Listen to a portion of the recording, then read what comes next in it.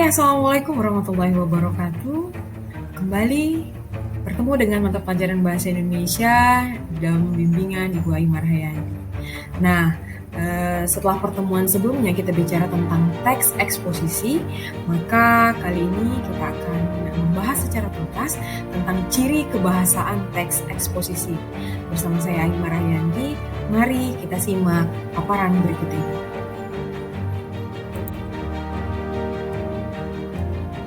Yang pertama, ciri kebahasaan teks eksposisi adalah kata teknis. Apa yang dimaksud dengan kata teknis? Kata teknis adalah kata khusus yang digunakan pada bidang tertentu saja. Misalnya pada bidang biologi kita bisa mengenal kata spesies, ordo, kemudian pada bidang kimia kita bisa mengenal kata H2O, O2, dan seterusnya. Kemudian dalam bidang-bidang sosial dan ekonomi misalnya kita bisa mengenal kata neraca dan lain-lain. Nah, kata-kata yang digunakan pada bidang-bidang tertentu ini yang disebut dengan kata teknis.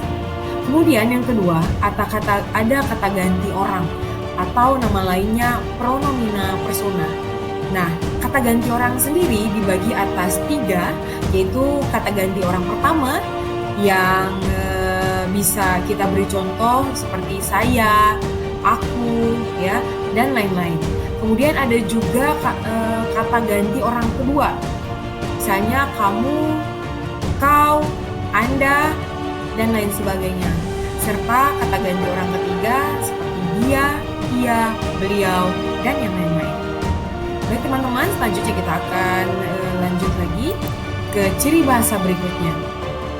Selanjutnya, kita akan mengenal konjungsi kausalitas dan temporal. Apa sih yang dimaksud dengan konjungsi kausalitas dan temporal itu? Simak penjelasan berikut ini. Yang pertama, konjungsi kausalitas. Kausalitas artinya hubungan sebab akibat. Nah, konjungsi kausalitas sendiri, mohon maaf, adalah konjungsi yang menunjukkan adanya sebab akibat. Seperti contoh, sebab, karena, akibat, sehingga, oleh karena itu, dan lain-lain. Jadi semua kata penghubung yang mengarahkan atau menunjukkan terjadinya proses sebab akibat atau sebab terjadinya sesuatu sehingga menghasilkan atau mengakibatkan sesuatu, maka itu disebut dengan konjungsi kausalitas. Selanjutnya ada konjungsi temporal, teman-teman.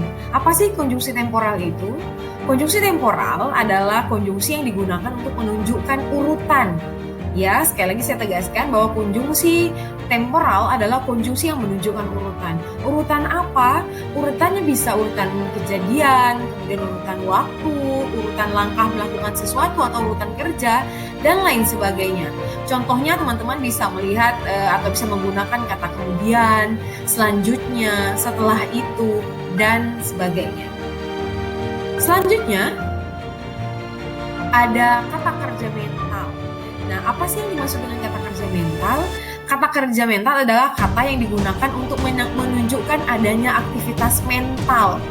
Ya, contohnya di sini teman-teman bisa lihat seperti memahami, memperhatikan, memikirkan, dan lain-lain. Nah, jadi kata kerja mental ini sendiri adalah kata kerja yang aktivitasnya tidak bisa dilihat secara fisik, gitu ya.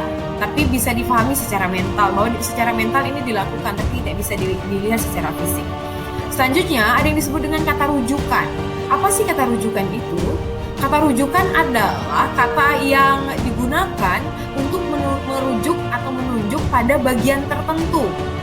Kata ini biasanya digunakan pada bagian argumen. Nah, kata-kata yang dipilih untuk kemudian kalau di dalam teks eksposisi itu kita masukkan ke bagian argumen. Contohnya apa?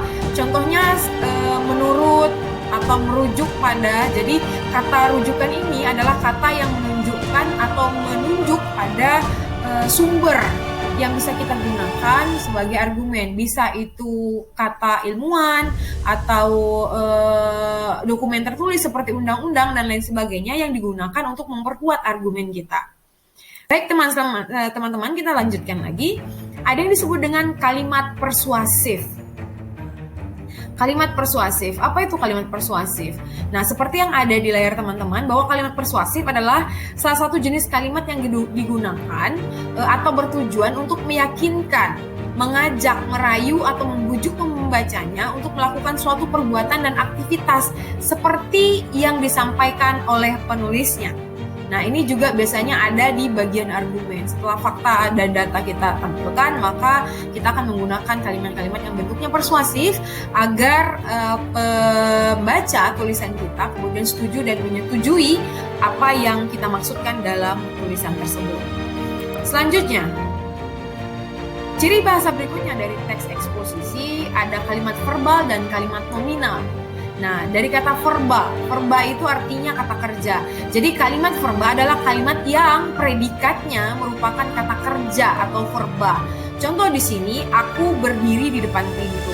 Secara struktur, kalimat ini terdiri atas subjek, predikat, dan keterangan. Nah, pada predikatnya di sini berdiri adalah kata kerja, maka ini disebut dengan kalimat verba. Kenapa verbal? Mohon maaf, karena kalimat ini predikatnya menggunakan kata kerja. Selanjutnya ada kalimat nominal. Nah, kalau kalimat verbal tadi adalah kalimat yang predikatnya menggunakan verba, maka kalimat nominal adalah kalimat yang predikatnya menggunakan kata selain kata kerja. Bisa nomina, bisa adjektiva atau kata sifat dan lain sebagainya. Nah, di sini ada contoh masalah ini sangat serius. Nah, predikat di sini merupakan adjektif atau kata sifat. Nah, ini yang disebut dengan kalimat nominal dan kalimat verbal. Ya, selanjutnya, hal yang tidak kalah penting dan urgent ada di dalam sebuah teks eksposisi adalah adanya kalimat fakta dan opini. Kenapa kalimat fakta dan opini ini ada dalam teks eksposisi? Karena seperti yang kita pelajari pada pertemuan sebelumnya, kalimat fakta dan opini ini adalah fakta dan opini ada di dalam sebuah teks eksposisi, dan untuk mewujudkan fakta dan opini itu maka dipilihlah kalimat yang merupakan kalimat fakta dan opini. Kita lihat apa itu kalimat fakta. Kalimat fakta adalah kalimat yang digunakan untuk menyatakan keadaan yang sebenarnya. Ya, jadi merujuk pada fakta yang terjadi. Apa contohnya? Jembatan Kapuas 1 roboh pada Senin malam kemarin. Nah, ini adalah sebuah fakta yang tidak bisa dinaya atau tidak bisa ditolak. Hal ini benar-benar terjadi misalnya. Jadi ada fakta bahwa pada Senin malam jembatan Kapuas 1 itu roboh. Kemudian selanjutnya kalimat opini adalah kalimat yang digunakan untuk menyatakan pendapat atau pandangan. Artinya ini keakuratan serta faktanya belum bisa tapi tidak bisa dipercayai sama sekali. Ini mengandung pendapat atau mengandung opini semata, bisa benar bisa tidak. Contohnya, robohnya jembatan Kapuas 1 diduga karena kencangnya angin pada Senin malam di kota Pontianak. Nah, apakah benar ini sebabnya hembusan angin yang kencang menerpa kota Pontianak pada Senin malam atau tidak? Nah, ini tergantung pada investigasi berikutnya. Tapi selama itu tidak bisa dibuktikan, maka dia tetap menjadi opini.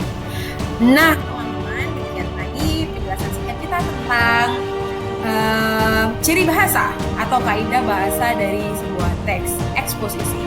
Semoga apa yang disampaikan hari ini bermanfaat. Mohon maaf atas segala khilafan karena kurang pasti dari diri saya sendiri dan kesempurnaan hanya milik Allah Subhanahu wa taala.